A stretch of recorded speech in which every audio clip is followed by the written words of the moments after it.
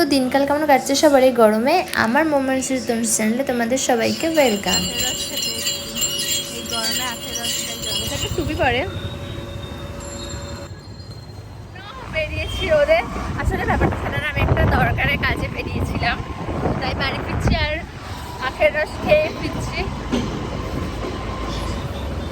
এবার খাবো তরমুজ। তরমুজ দেখে খুব লোভ লাগছিল, আর তরমুজ খেতে আমার খুব ভালো লাগে, তো একটা গোটা তরমুজ নিয়ে বাড়ি চলে গেলাম। খাবো আমি, রোদ দিয়ে এসেছি, মা শরবত করছে, শরবত খেয়ে স্নান করে এবার খেতে বসে পড়েছি।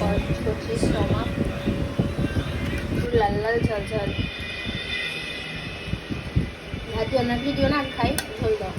আলু করো নি তো, ব্যাস ব্যাস একদম ঠিক আছে।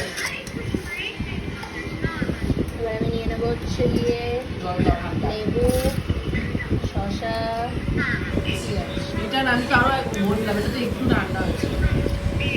তো গন্ধরাজ লেবু দিয়ে শসা পেঁয়াজ, উফ দারুণ ভাত খেলাম। সত্যি কথা বলতে দুপুরটা ভালোই খেলাম।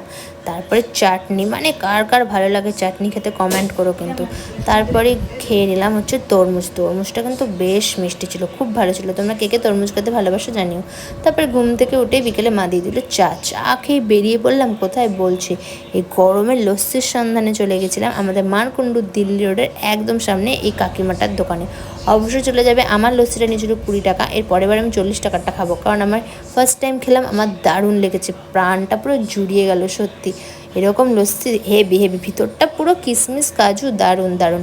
তারপরে অনেক স্ট্রিট ফুড পাওয়া যায় এখানে। আমি নিয়ে নিয়েছিলাম একটা সবুজ কালার, এমনি বলেছিল এটার নাম হচ্ছে গন্ধরাজ চিকেন। আমি সত্যি রিভিউ দিচ্ছি, এটা আমার ভালো লাগেনি, কারণ ভিতরটা পুরো কাঁচা কাঁচা ছিল, আমার খুব একটা ভালো লাগেনি।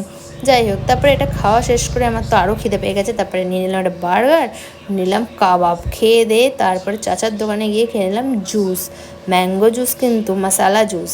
তারপরে টুপিগুলো দেখে আমার খুব ভালো লাগছিলো, গরমের বেরোই তো, তাই এই টুপিটা আমি নিয়েছিলাম। কেমন লাগছে জানি খুব একটা ভালো না।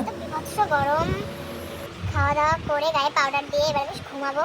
তো আজকে আমি ভিডিওটা তোমাদের দেখালাম যে আমি সারাদিনে কী কী করলাম। তোমাদের ঠিক আছে, ভিডিওটা ভালো লাগলে একটা লাইক করে দিও আর সাবস্ক্রাইব করে দিও। চলো এখন বাই, গুড নাইট।